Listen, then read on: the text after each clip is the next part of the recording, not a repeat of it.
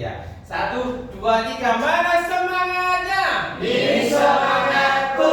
Terima kasih, tepuk tangan untuk kita semuanya. Bapak Ibu semuanya, di sini ada tulisan bertemakan paling tengah sendiri aksi nyata. Nah, aksi nyata berarti adalah program kami, kegiatan dari tugas kami selaku CGP, calon guru penggerak, belum guru penggerak, masih calon guru penggerak, yang manakala materi-materi yang telah kita dapati ketika selama pembelajaran harus tersampaikan pada rekan sejawat. Rekan sejawat itu siapa? Bapak Ibu sendiri semuanya. Yang manakala tugas kami adalah menerapkan ilmu yang telah kita dapatkan. Paling tidaknya pemahaman-pemahaman yang telah kita dapati bisa tersampaikan kepada Bapak Ibu semuanya. Dimulai dari aksi nyata modul 1.4, yaitu tema hari ini membahas tentang budaya positif.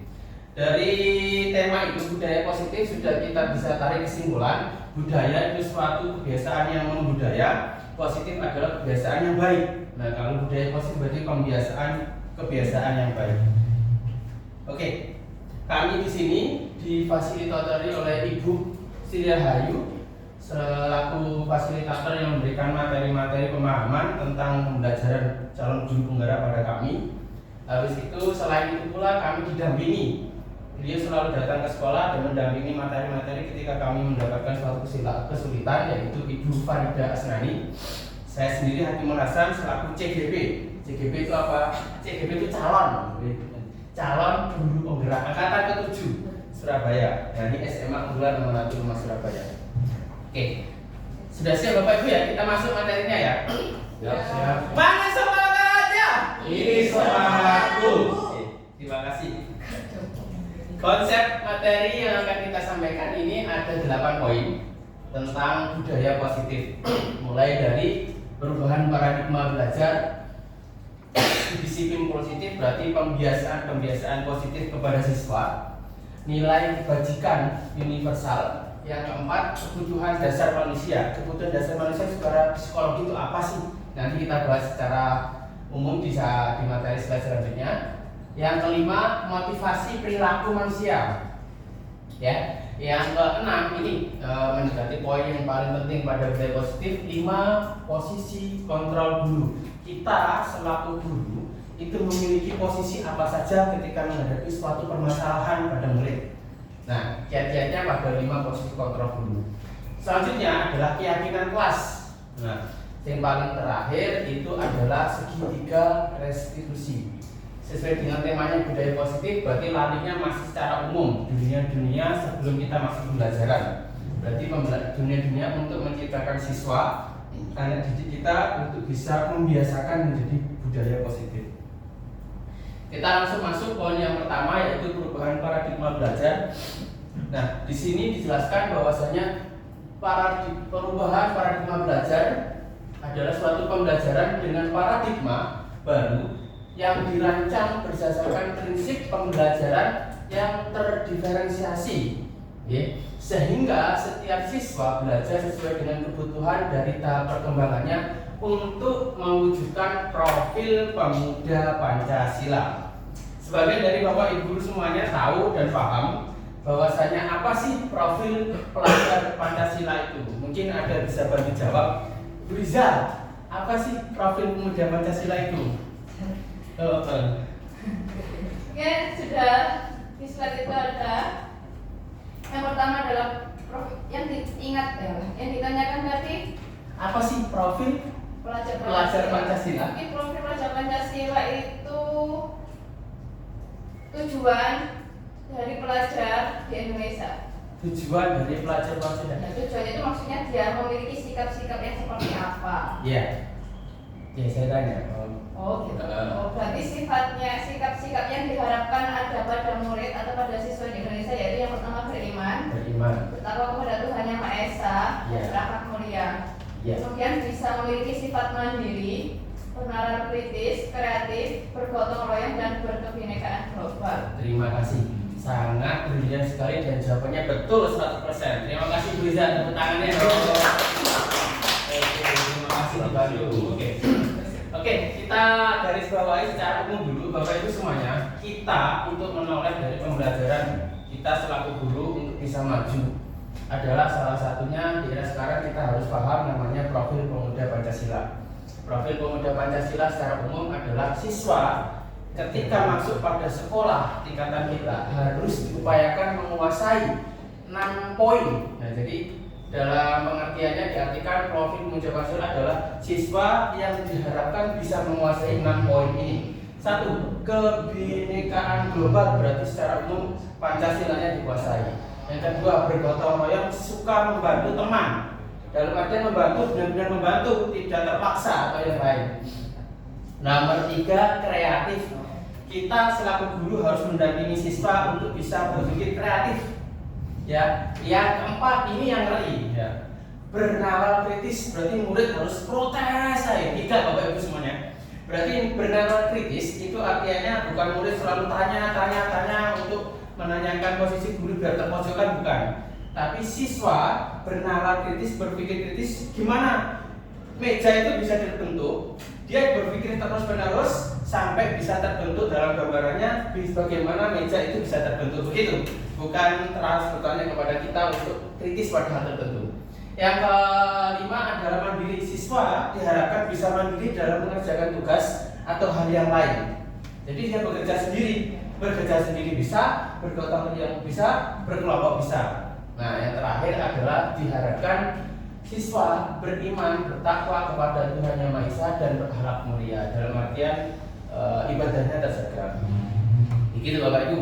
Kita lanjut pada yang selanjutnya. Nah, di sini adalah perubahan paradigma stimulus respon, teori kontrol atau teori pilihan. Bapak Ibu semuanya, pada materi ini ada istilah stimulus respon, ada istilah teori kontrol. Yang manakala dulu ketika di era pembelajaran kita berpikirnya seringnya adalah pada stimulus respon. Tetapi di era sekarang kita diharapkan bisa kita selaku guru mempunyai pemikiran teori kontrol. Apa sih stimulus dan teori kontrol itu? Satu, dari sisi contohnya kita bisa ambil kesimpulan. Stimulus respon. Contohnya nomor 1, kita mencoba mengubah orang agar pandangannya sama dengan kita. Kita selalu berpikir seperti itu. Kita mencoba mengubah orang agar berpandangan sesama dengan kita. Padahal di era sekarang pemikiran ini harus diubah menjadi teori kontrol, yang manakala kalimatnya diubah menjadi kita berusaha memahami pandangan orang lain tentang dunia. Jadi kita menghargai pandangan orang lain dan kita support. Bukan selalu kita mencoba mengubah orang lain agar sama dengan kita. Selanjutnya, perilaku dulu dilihat dari suatu kesalahan. Perilaku dilihat sebagai suatu bentuk kesalahan. Itu kita memikirkan selalu gitu. Kita selaku guru otoriternya memandang itu pokoknya. Padahal semestinya kita selaku guru harus ubah pemikirannya menjadi teori kontrolnya. Semua perilaku memiliki tujuan. Anak bersikap sering nang pojok, anak bersikap sering nang kamar mandi, anak bersikap semuanya ngerjain tugas dia malah menggambar, semuanya memiliki tujuan dan kita harus meresponnya dengan gaya yang berbeda dan cara yang baik. Selanjutnya contohnya orang lain bisa mengontrol saya. Nah, orang lain bisa mengontrol saya, sedangkan teori kontrolnya hanya Anda yang bisa mengontrol diri Anda. Dalam artian siswa yang mengontrol dirinya sendiri dalam hal yang baik. Ini larinya nanti ke intristik dan ekstrintik. Jadi siswa ketika memiliki keyakinan dalam melakukan sesuatu dari dalam dirinya sendiri, dalam melakukan hal baik, itu adalah suatu suatu timbul dalam dirinya sendiri. Kalau siswa melakukan sesuatu karena upah, karena ada suatu tekanan, itu namanya siswa melakukan karena faktor ekstrintik, ada tekanan. Salah satunya ini, orang mengontrol diri saya. Yang selanjutnya, saya bisa mengontrol orang lain. Diubah menjadi teori kontrolnya Anda tidak bisa mengontrol orang lain, kita tidak boleh mengontrol orang lain. Yang selanjutnya, pemaksaan ada pada saat rujukan gagal. Diubah menjadi kolaborasi dan konsensus menciptakan pilihan-pilihan baru.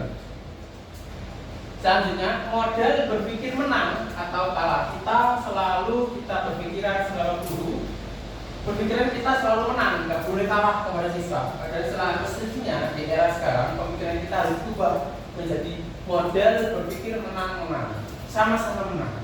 Gitu. Ada yang ditanyakan? Oke, tidak ada. Kita lanjut lagi. Kita masuk pada materi selanjutnya, disiplin positif.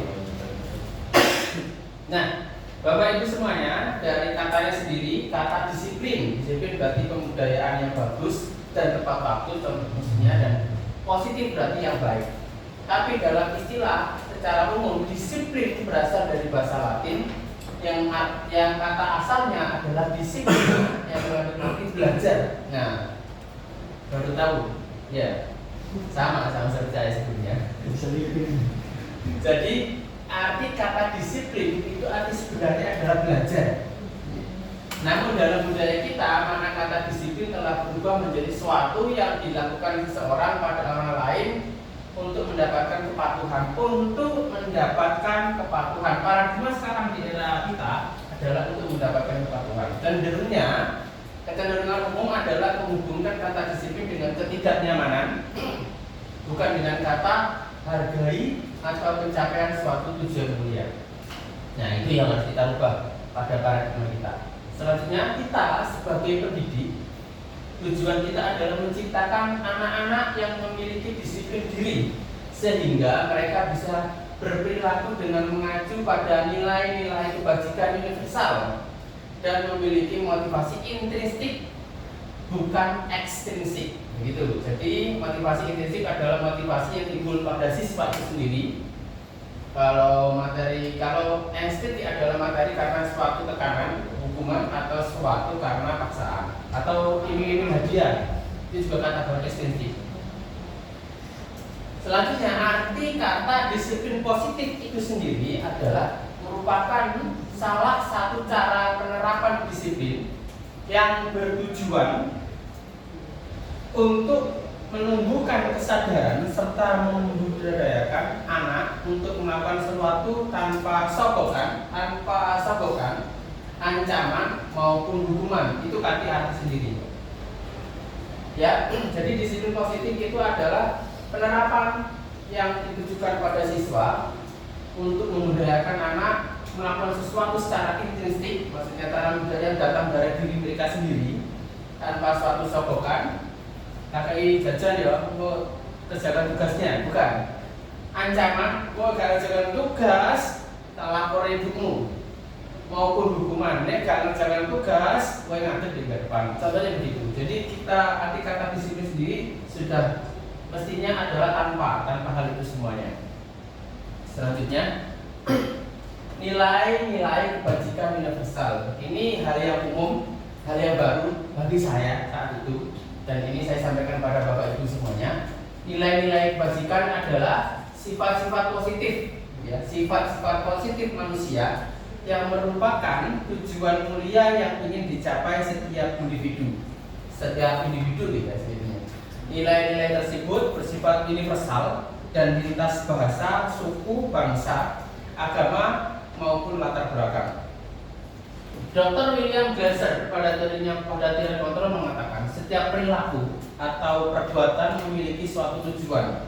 Setiap perilaku perbuatan anak didik kita itu sebenarnya memiliki tujuan tertentu.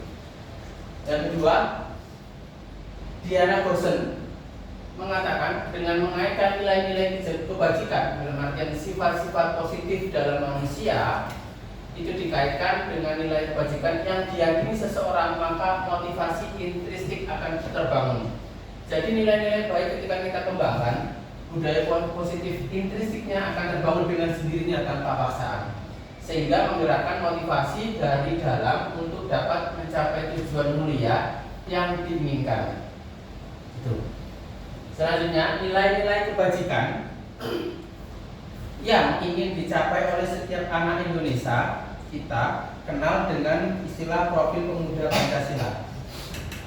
Nah, kita ulang lagi di sini istilah tadi. Berarti profil pemuda Pancasila adalah target akhir pada materi budaya positif, yang manakala kita bisa mendidik anak bisa mencapai pada 6 poin. Anak-anak bisa bertakwa, beriman, segala macam, sholatnya terjaga, ibadahnya terjaga, mandiri, ketika melakukan sesuatu kerjaan di rumah dilakukan sendiri, bernalar kritis, suatu hal mesti ditalar dengan bagus dan secara kritis, secara dalam, kebinekaan global berarti menguasai tentang PPKM-nya. Yang selanjutnya bergotong royong, sering membantu tanpa pamrih dan kreatif.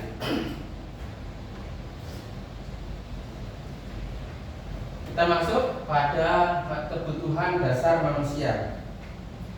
Pada di sini kita ketahui bahwasanya kebutuhan dasar manusia secara umum adalah segala sesuatu yang kita lakukan untuk mendapatkan apa yang kita inginkan. Jadi secara umumnya begitu. Sesuatu yang kita lakukan untuk mendapatkan apa yang kita inginkan. Seluruh tindakan yang kita lakukan memiliki tujuan tertentu, dan semua usaha terbaik yang kita lakukan dalam rangka agar kebutuhan dasar kita terpenuhi dengan baik. Itu secara umumnya. Bapak Ibu semuanya, kita masuk pada poin 5 kebutuhan dasar manusia secara umum sebenarnya apa sih? Nah, di situ ada 5 poin. Yang pertama bertahan hidup, selanjutnya kasih sayang dan rasa diterima, penguasaan, kebebasan, kesenangan. Ini bukan kata saya, kata psikolog mengatakan bahwasanya manusia secara umum itu membutuhkan 5 dasar ini secara umum. Kalau hilang satu biasanya sifatnya berubah. Satu, dimulai dari bertahan hidup. Mana sih manusia nggak butuh makanan? Mana manusia nggak butuh pakaian, tempat tinggal, keamanan, kesehatan. Secara umum manusia membutuhkan hal itu. Makanan, pakaian, tempat tinggal, dan keamanan dan kesehatan. Selanjutnya kasih sayang dan rasa diterima. Ini kadang-kadang hilang. Kasih sayang dan rasa diterima. Jadi pada poin ini kita harus memenuhinya. Salah satunya rasa diterima, rasa dipedulikan. Kita kadang-kadang menyepelekan hal ini.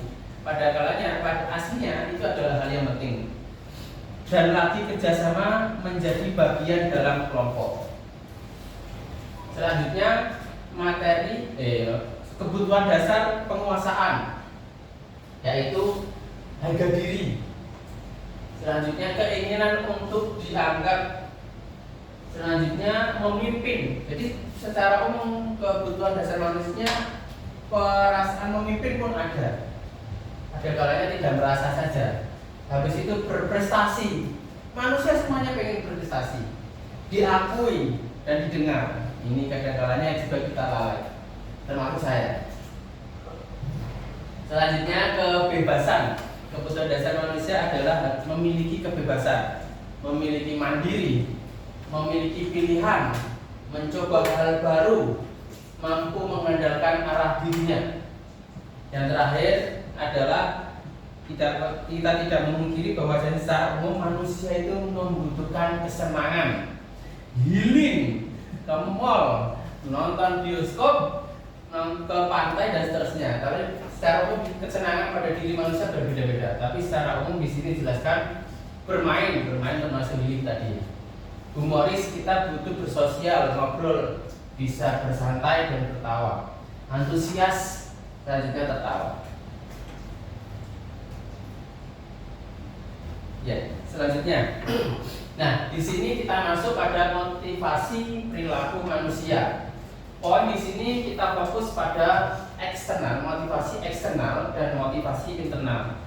Di awal tadi sudah disebut dan sudah disinggung bahwasanya motivasi eksternal itu adalah motivasi yang timbul karena ada tekanan atau hal yang lain atau sogokan. Sedangkan motivasi internal itu adalah motivasi yang timbul pada diri anak karena tanpa ada tekanan. Dan biasanya motivasi internal itu sendiri yang membawa anak dalam segi pembelajaran dan bersikap bisa lebih baik dan bisa kontinu dilakukan daripada motivasi eksternal. Di sini dicontohkan nomor 1 untuk motivasi eksternalnya, untuk menghindari ketidaknyamanan atau menghindari hukuman.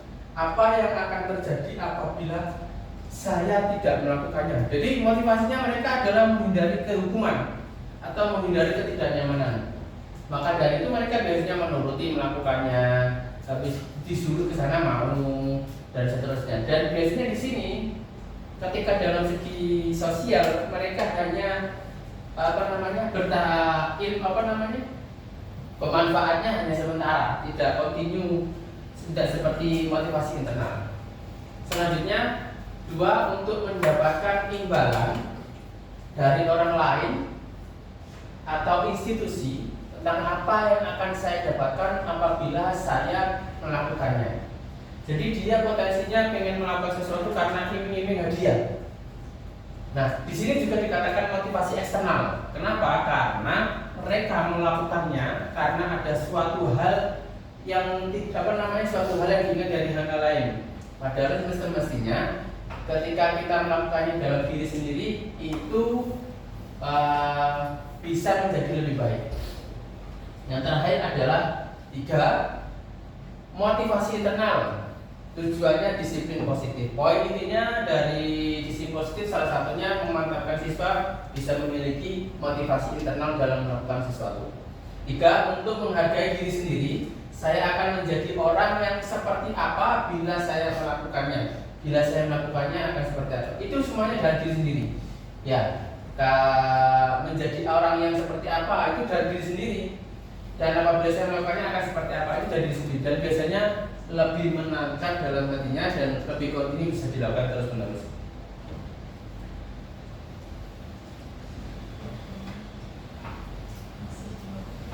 Oke.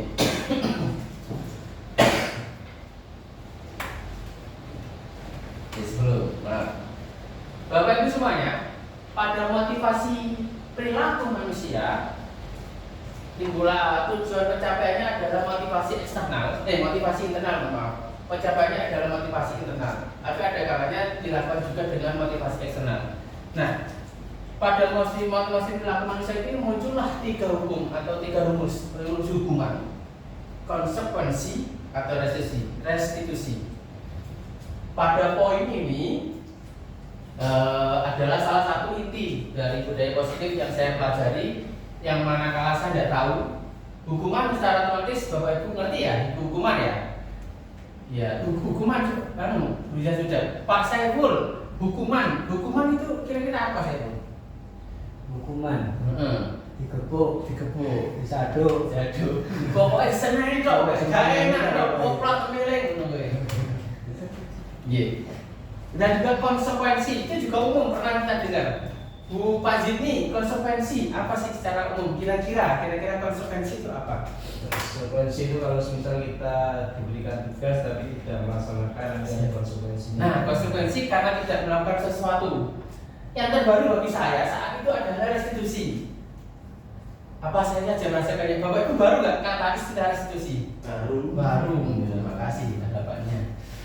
Kita masuk pada contoh hukum yang satu adalah hukuman. Hukuman di sini contohkan tidak terencana dan bersifat tiba-tiba. Suatu hal anak-anak datang terlambat, habis itu kamu kemana? Kenapa terlambat? Dia nggak tahu karena akan dimarahi seperti itu, akhirnya dihukum secara mendadak. Yang kedua, murid tidak tahu apa yang akan terjadi dan tidak dilibatkan. Murid sudah tahu memang terlambat, mereka tahu terlambat, tapi langsung dipanggil, kamu harus berhormat pada bendera selama 30 menit. Nah, dia tidak dilibatkan. Kenapa saya nggak disuruh hormat? Salah satunya begitu. Yang ketiga, bersifat satu arah, guru terus satu arah. Semestinya ketika anak bersalah, ini baru. Semestinya anak ketika bersalah dalam melakukan sesuatu itu diajak bernegosiasi. Mestinya begitu. 3, 4, hukuman berupa fisik dan psikis. Seperti yang dikatakan Pak Saiful, tempiling, tendang, jewer. Seringnya begitu kalau bersifat hukuman. Dan ada kalanya ketika kita melakukan teori hukuman pada anak yang melakukan kesalahan, anaknya tidak berhenti dalam melakukan itu. Seringnya itu tetap melakukan tapi tidak ketahuan kita. Betul apa betul Bapak Ibu? Betul ya. Ya, seringnya begitu. Beda dengan tindakan nanti restitusi. Kita lanjut dulu konsekuensi. Konsekuensi itu tindakan sudah terencana disepakati dalam suatu peraturan. Jadi dia tahu bahwasanya saya salah, berarti saya harus hormat. Sudah gitu aja. Dan kedua, murid tetap dibuat tidak nyaman, tetapi murid merasa tidak nyaman karena melakukan tetap dalam keadaan terpaksa. Memang secara umum konsekuensi hukuman berupa konsekuensi ini, suatu tindakan berupa konsekuensi ini memang sudah disepakati lebih awal, tapi kenapa murid merasa masih tidak merasa nyaman? Yang ketiga adalah sikap guru selalu memonitor murid, tetap guru sebagai monitor. Gitu. Yang ketiga, restitusi. Ini yang baru. Adalah suatu proses menciptakan kondisi bagi murid untuk memperbaiki kesalahan. Jadi pada proses restitusi, anak melakukan kesalahan, tetapi kita melakukan perbaikan tanpa melukai hatinya, tanpa tindakan yang menyakitkan, tapi dia melakukan perubahan dengan dirinya sendiri. Motivasi intrinsiknya keluar ketika kita melakukan tindakan anak yang melakukan kesalahan dengan metode restitusi. Begitu. Yang selanjutnya proses restitusi, proses kolaborasi yang mengajarkan murid untuk mencari solusi sendiri. Proses kolaborasi untuk mengajarkan murid mencari solusi. Jadi ketika dia melakukan kesalahan, kita mengarahkan murid, kita berdiskusi, kita mencari solusi, murid juga mencari solusi sendiri. Dalam itu murid merasa nyaman karena diajak ngobrol, tidak bersifat satu arah. Habis itu murid dilibatkan dalam berkomunikasi, dan murid pun timbul nilai intrinsik untuk tidak mengulanginya lagi. Begitu kurang lebihnya. Nah, ini Bapak Ibu, 5 posisi kontrol guru ketika mendapati siswa melakukan kesalahan. Nah, di situ ada penghukum yang menjalin. Yang kedua, pembuat merasa bersalah. Dia tidak nyaman dibuat merasa bersalah. Yang ketiga, posisi teman. Seringnya ada kalanya kita juga nek wis kepepet kok gelare ngono ya posisi teman. Yang ketiga, pemantau. Peraturan nek wis ngono ya ngono. Sama seperti konsekuensi. Yang ketiga, manajer. Manajer ini hal yang baru. Kemarin salah kok di manajeri. Mungkin hal yang baru ini. Kita nanti akan telah. Tapi sebelum masuk pada hal selanjutnya, kira-kira Bapak Ibu semuanya kalau mendapati siswa terlambat masuk sekolah, posisi apa sih posisi kita? Kalau saya secara pribadi ya penghukum kalau saat itu. Ya, kira-kira Bapak Ibu ketika mendapati siswa anak terlambat, Pak Indra, posisi mana Pak Indra ketika mendapati siswa terlambat? Membuat merasa bersalah. Bu Vina. Pemantau. Bu Ayu. Membuat merasa bersalah terus gitu. Jadi di sini ada tahapan-tahapan. Dari tahapan 5 posisi kontrol guru ketika mendapati siswa bersalah, itu tahapan mana yang baik, mana yang harus dikurangi, dan mana harus ditingkatkan. Gitu. Oke, Bapak Ibu. 30. Oke. Bapak Ibu semuanya, contoh penerapan 5 posisi kontrol dalam kenyataan kita. Sini ada kasus siswa tidak memakai atribut secara lengkap saat upacara bendera. Nah, di sini diketahui bahwasanya siswa tiba-tiba datang mengikuti upacara, tapi ketika pengecekan dia atributnya tidak lengkap. Nah, atribut yang dia pakai tidak lengkap. Nah, posisi di sini ada 5 posisi kontrol tadi, kita telah satu-satu. Dimulai dari penghukum. Ya udah, kamu kan telah tidak memakai atribut saat upacara bendera, kamu harus hormat pada bendera selama 1 jam. Bisa juga kamu harus squat jam selama 50 squat jam, push up 30. Saya dulu begitu. Tapi biasanya dalam posisi penghukum, anak-anak tidak jerah, tapi biasanya tetap melakukannya, hanya tidak ketahuan pada kita. Nah, pada kondisi ini biasanya anak melakukannya perubahan itu karena motivasi eksternal, tidak nyaman, merasa tertekan, atau karena takut. Menurut Bapak Ibu, dengan posisi penghukum ini baik nggak untuk diterapkan? Jadi salah satunya dalam posisi ini mungkin bisa kita kurangi untuk posisi penghukum ketika mendapati siswa merasa melakukan pelanggaran. Selanjutnya, pembuat merasa bersalah. Ketika mendapati siswa tidak memakai atribut lengkap saat upacara bendera, ibu ketika dalam posisi pembuat merasa bersalah akan berkata, Berapa kali Bapak harus beritahu kamu selalu saja mengecewakan Bapak. Bisa nggak kamu bisa lebih baik, biar lebih berguna di sekolah ini? Contohnya begitu. Sedikit ada istilah mati biar terpojokkan, tapi hanya kalimatnya lebih indah begitu.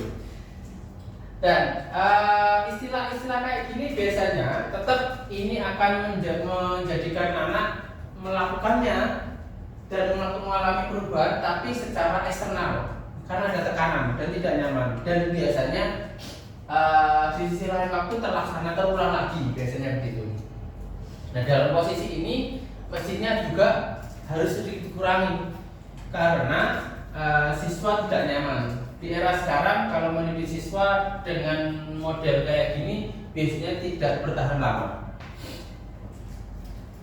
Oke, selanjutnya posisi teman, posisi pemantau. Dalam kasusnya tetap sama, siswa tidak memakai atribut lengkap saat upacara bendera. Teman, dan ketika kita dalam posisi teman, kita lebih slow, tapi ada kalanya anak-anak juga lengah, akhirnya menganggap remeh. Contohnya, ayo dong ikuti aturan sekolah, tolong ya bantu Bapak kali ini saja. Habis itu kita berkata, ya sudah, tidak apa-apa, lain kali jangan berbuat seperti itu lagi ya. Memang anak-anak nyaman, memang anak-anak senang, tapi seringnya lemah. Habis itu mereka setelah lengah, dia terulang lagi dengan santainya, tidak menganggap posisi kita dan posisi murid sebaiknya bagaimana. Dengan posisi ini mungkin ada kalanya kita tetap memakainya, tapi ada kalanya tetap kita kurangi. Gitu Bapak Ibu ya. Selanjutnya posisi pemantau.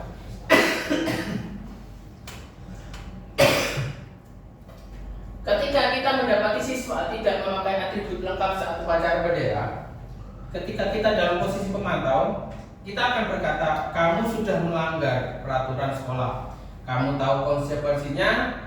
Setelah upacara, kamu beli atributnya ke koperasi dan jangan diulangi lagi. Jadi dia tahu konsekuensi dan harus melakukan konsekuensinya dan melaksanakan konsekuensi yang telah dia langgar.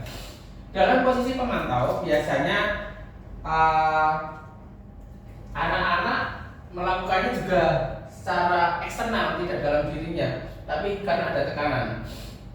Tetap secara umum posisi pemantau itu memang anak-anak dilibatkan dalam berdiskusi dan berkomunikasi, tapi mereka masih merasa tidak nyaman.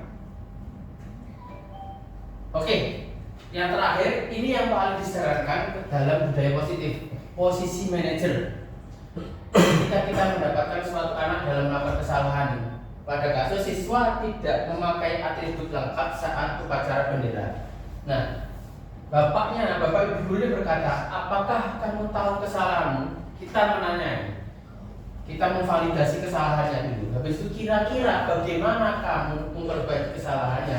Kita menanyakan keyakinan kelas kalian dan seterusnya. Dan dalam posisi ini anak-anak dilibatkan dalam memahami kesalahannya. Anak-anak diminta untuk mencari solusi sendiri dan anak-anak tahu mereka akhirnya ketika tahu cara bagaimana caranya biar tidak terulang lagi kesalahannya. Diajarkan tahapan-tahapan itu biar tidak terulang lagi.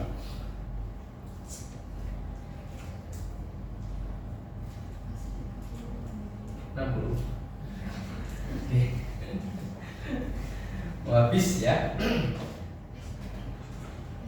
Oke. Bapak Ibu, setelah kita masuk semuanya tadi ke dalam konstruksian, ada 5 posisi kontrol kita guru ketika mendapati siswa melakukan kesalahan. Ada 5 poin ya tadi, sebagai teman, sebagai manajer, merasa bersalah. Habis itu merasa bersalah. Habis itu pemantau, manajer teman dan juga penghukum. Ya, sebelum masuk itu kita uji ya Bapak Ibu pemahamannya, kira-kira dalam posisi manakah saat ini saya. Nah, posisi kontrol apakah aku? Gini ya, sama seperti ini. Saya kecewa sekali dengan kamu. Kira-kira posisi apa ini? Luar biasa. Benar apa salah? Oh, benar sekali. Selanjutnya, nah, posisi kontrol apakah aku? Ya. Kamu tidak pernah benar melakukannya. Penghukum ya. Very good. Selanjutnya, posisi kontrol apakah aku? Apa rencanamu untuk menyelesaikan masalah ini? Manager, very good. Sudah mulai Pelatih kan? Very good. Posisi kontrol apakah aku? Ayolah, lakukan demi Bapak. Aman, very good. Teman-teman ini. Ayah. Oke. Selanjutnya, posisi kontrol apakah aku? Kamu tidak akan pernah mendapatkan nilai jika tidak mengerjakan tugas. Pemantau. Oke, very good. Kita masuk pemantau. Bapak Ibu semuanya, sebelum kita masuk pada materi selanjutnya, lebih baiknya biar tidak ngantuk kita berdiri semuanya. Kita berpasangan berdua-dua. Ya, berpasangan berdua. Ayo kita semangat. Biar tidak ngantuk. Semuanya berdiri. Berdua-dua. Saya izin dulu Pak. Jangan bertiga-tiga. Pak, saya izin dulu Pak. Saya juga beberapa. Jangan ke belakang. Ayo. Dua-dua, posisi dua-dua. Ya sama dua-dua. Ya. Bapak Ibu, kita akan melakukan namanya up and down. Jadi Bapak Ibu berpasangan ya. Satu di sini, satu kembangkan tangan kanan. Oke. Menghadap temannya. Ya. Tangan temannya tangan kiri di atasnya, satu di bawahnya. Satu di atasnya, satu di bawahnya. Oke. Nah, kedua tangan. Kedua tangannya juga. Oke. Nah, oke ya. Instruksinya adalah ketika saya berkata up, berarti dari bawah ke atas. Kalau saya berkata down, berarti dari atas ke bawah. Oke? Oke? Kita mulai. 1, 2, 3, up. Oke. Up. Oh, temannya dong, gantian. Oke, ulangi lagi. Hukuman, ayo. Down. Down. Up. Oh, oke. Temannya dong, gantian. Ayo. Up. Down. Oke. Itu speednya baru 30. Pacar lain. Oke, kita lanjut lagi. Kita speednya 50. Up, up, down, down, down, up, up, down, up, down, up, down, down. Oke, speednya kita tambah 75%. Lebih cepat ayo. Ini melatih gotong royong kita, ini melatih keseimbangan kita dan kolaborasi kita. 1, 2, 3, up, down, down, up. Oke. Saya lagi dulu. Ayo 1, 2, 3, up, down, up, down, down, down, up, up, up, up. Oke, teman-teman. Salah terus sih. Jangan dong. 20 menit. Seperti tambah nomor. Oke. 20 menit sih. Pagi sih. Ini dipakai Pak. Oke. Ya. Ya, kita lanjut Bapak Ibu semuanya. Burisa. Nanti ini. Ya, kita lanjut. Masih satu lagi activity-nya ya, masih satu lagi. Biar lebih semangat. Jadi saya ketika melambaikan tangan kanan, Bapak Ibu bilang A. Ketika ini contohnya A, sini B. Oke ya, contoh A, B. Nah, kalau di sini A-nya lama berarti A naik ke atas ini ke bawah. Kalau di sini B ke atas A, B. Ya, oke. Masih salah ya. Oke. Pemanasan 1, 2, 3. A, B, A, B, A, B. Oke, kita sebutkan apa? 1, 2, 3. A, B, A, B, A, B, A, B, A, B, A, B, A. Oke, tepuk tangan untuk kita semuanya. Kita masuk pada materi selanjutnya. 19 menit. Nah, oke, kita masuk keyakinan kelas. Masih ada 2 materi lagi, ya. Sabar dulu. Keyakinan kelas. Bapak Ibu semuanya, sesuai yang kita ketahui, apa sih keyakinan kelas? Mengapa bukan peraturan kelas? Kita seringnya, ini namanya kelas ya, karena kita posisinya di kelas. Berarti kalau di kelas kita selaku guru atau sebagai wali kelas. Kalau kita ngomongin sekolah, berarti keyakinan sekolah. Kalau kita ngomongin lebih umum lagi, keyakinan pada sosial itu. Pada ini temanya, materinya larinya ke kelas. Berarti kita temakan keyakinan kelas. Kenapa kok keyakinan kelas bukan peraturan kelas? Seringnya kita lakukan peraturan kelas. Karena kalau keyakinan kelas itu adalah suatu hal keyakinan atau rumus-rumus atau peraturan yang manakala ditelaah dan dipelajari atas dasar usulan dari anak-anak itu sendiri. Kalau mereka dalam membuat suatu peraturan dalam diri mereka sendiri yang mereka buat, biasanya muncul yang namanya budaya instruksi, bukan ekstrinsik. Kalau peraturan kelas seringnya tendensinya guru yang buat, tendensinya guru yang membuat pokoknya ini, dan tendensinya anak-anak seringnya adalah melakukannya pada unsur ekstrinsik. Begitu. Masuk. Ini foto saya ya. Itu foto saya. Di pojok kiri itu adalah tempelan-tempelan kertas sticky note yang bertemakan keyakinan kelas. Di situ saya memberikan tema pada anak-anak. Anak-anak semuanya, kalau kelas ini mau bersih harus bagaimana?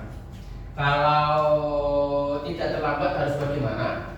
Kalau biar rapi bagaimana? Mereka menuliskan semua peraturan itu sesuai sticky note. Habis itu ditempelkan. Kenapa kok harus begitu? Karena dengan begitu mereka memiliki mereka diajak untuk membuat suatu aturan itu. Dan ketika mereka diajak dalam membuat suatu peraturan itu, tendensinya mereka akan melakukannya secara diri sendiri, secara sadar, tanpa ada paksaan, tanpa diingatkan. Walaupun seringnya masih diingatkan sedikit. Tapi tendensinya kalau sudah keyakinan kelas, itu seringnya dilakukan secara sendiri dan mereka ingat akan hal itu. Begitu. Nih, ekspresinya mereka senang-senang semuanya ketika dibuat keyakinan kelas. Fotonya luar biasa.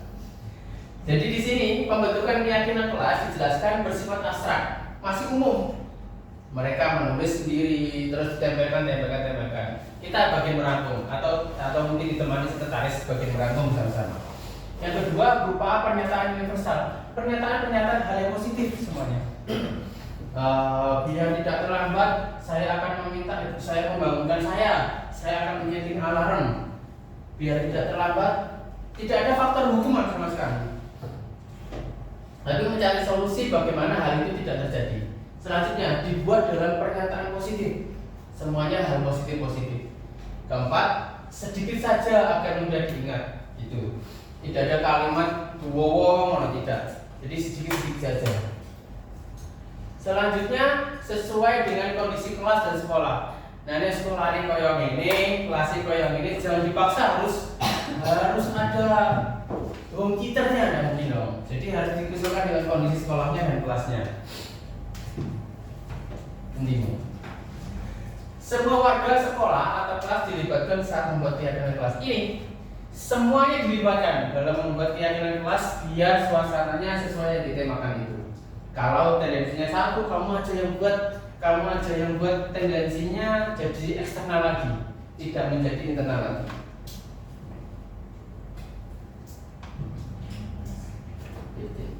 Oke, ini yang poin intinya yaitu segitiga restitusi 15 ya. Masih semangat?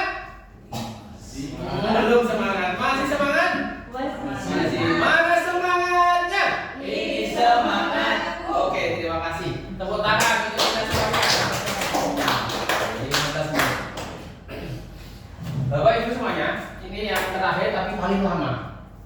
Segitiga restitusi, proses stabilan anak-anak ketika mereka melakukan kesalahan. Ya.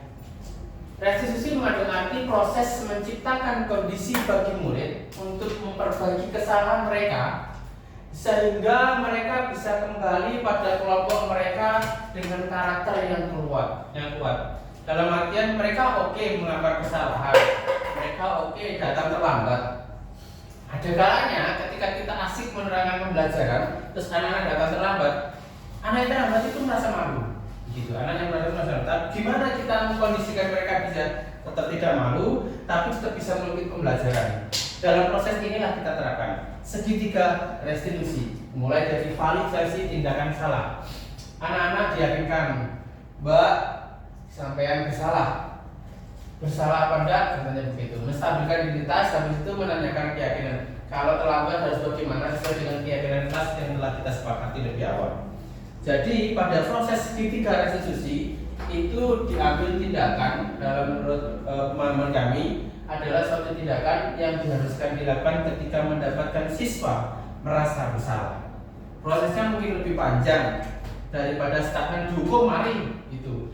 Tapi ketika kita melakukan proses segitiga restitusi itu biasanya tendensinya anak-anak tidak mengulangi lagi 80%. Saya sudah mencoba dan memang lebih berat, lebih panjang prosesnya, tapi hasilnya lebih mengena. Oke, dimulai dari segitiga restitusi menstabilkan identitas. Berdasarkan prinsip teori kontrol, membuat kesalahan adalah bagian dari proses pembelajaran. Ini mestinya yang kita pegang. Seandainya melihat anak salah, ya wes dihukum. Gitu. Tapi proses itu mestinya kita ubah. Kesalahan dari suatu anak didik kita adalah bagian dari proses suatu pembelajaran. Nah, di situ kita kaitkan, kita kaitkan berbuat salah itu hal yang wajar. Itu harus kita tekankan pada diri kita. Selanjutnya tidak ada masalah yang sempurna, nggak ada masalah yang sempurna. Selanjutnya Bapak Ibu juga pernah melakukan kesalahan.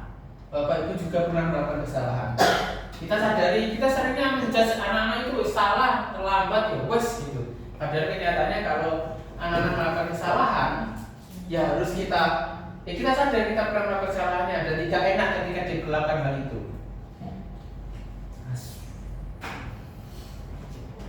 Oke, cukup. Bapak Ibu, nah ini juga Bapak Ibu tidak salah ya. Tidak mencari siapa yang mencari hari salah ya. Bapak Ibu kita selalu Bapak Ibu guru tidak mencari siapa yang salah, tidak mencari tetapi mencari solusi dari permasalahan itu. Tidak mencari kesalahan terus gitu tidak, tapi mencarikan solusi. Dan terakhir, siswa atau kamu berhak merasa begitu. Proses yang kedua adalah validasi tindakan bersalah. Ya, setelah kita lanjutkan proses kedua, validasi tindakan bersalah. Berdasarkan prinsip teori, setiap perilaku berupaya memenuhi suatu kebutuhan tertentu. Dari itu kita yakinkan bahwa siswa atau kamu pasti punya alasan melakukan hal itu. Setiap anak melakukan kesalahan pasti punya alasannya. Dalam artian alasannya tidak melulu sama ya. Jadi kalau hal itu dilakukan kesalahan, yang selanjutnya kamu bisa melakukan hal lebih buruk dari ini, bisa jadi. Nah, anak-anak diyakini anak-anak datang terlambat pun sudah baik, beribadah tidak masuk. Gitu. Selanjutnya kamu patut bangga karena telah melindungi sesuatu yang penting buat kamu. Itu kita tekankan pada anak. Kamu melakukannya karena mempertahankan sesuatu yang penting bagimu. Melakukan hal itu karena mempertahankan sesuatu yang penting. Oke, lanjut.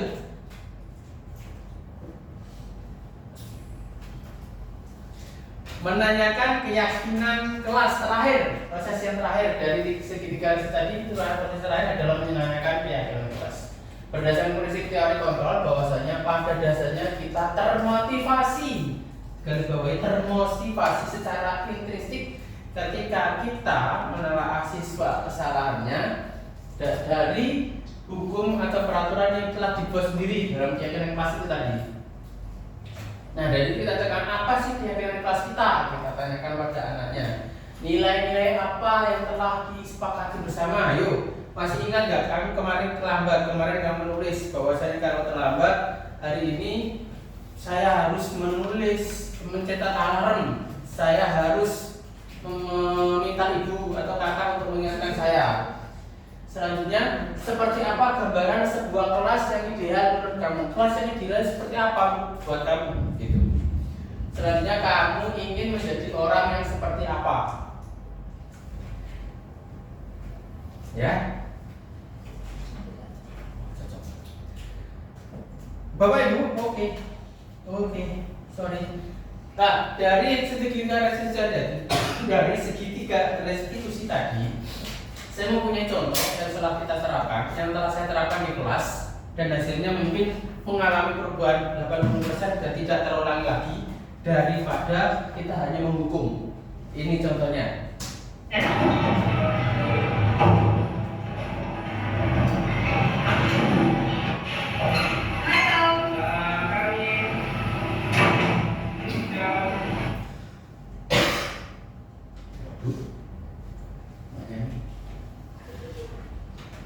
Oh, mantap.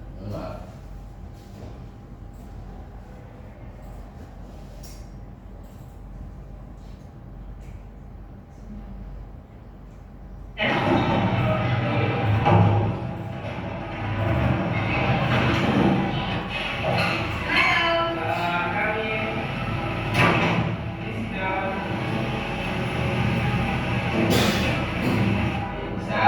Bisa tahu kenapa Pak dipanggil?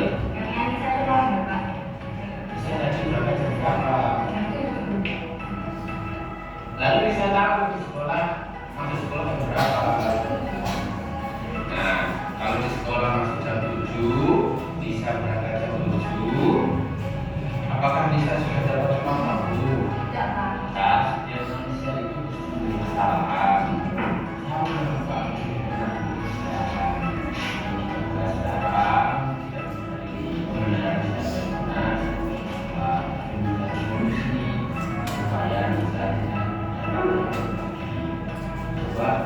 Kira-kira apa alasan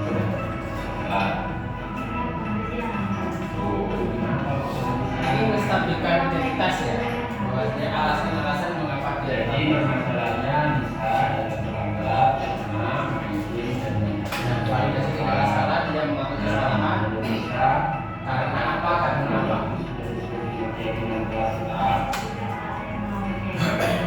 oh ya, kalau tidak bisa ya identitas kita apa saja.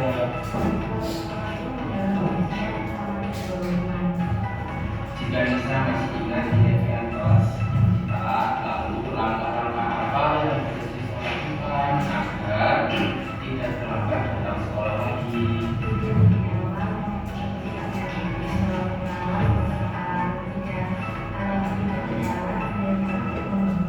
Bagus, kira-kira apa mungkin bisa dilakukan Nisa? Ini kegiatan kelasnya dan mengingatkan dalam apa yang seharusnya dilakukan ketika misalnya apa yang terjadi dan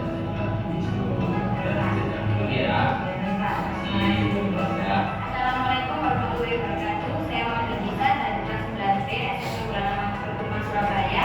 Perasaan saya setelah melakukan restitusi bersama Pak Hakim, guru bahasa Inggris saya merasa sangat senang karena mendapat solusi dari permasalahan saya yang sering belajar kepada sekolah. Terima kasih Pak Hakim. Saya berjanji tidak terlambat lagi.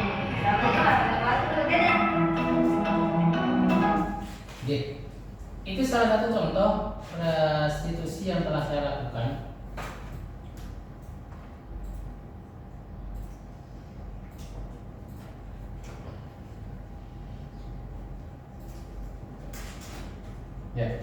Ya, kita menuju ke abang akhir. Bapak Ibu, saya ingatkan bahwasanya segitiga restitusi adalah salah satu langkah yang sangat baik kita lakukan ketika mendapatkan siswa mendapatkan bersalah. Satu, selain segitiga restitusi, kita harus memposisikan kita dalam buku yang telah saya pahami mengajarkan bahwasanya ketika mendapatkan siswa merasa bersalah, kita diharapkan dalam posisi manajer, gitu. Setelah kita dalam posisi manajer, kita lakukan restitusi.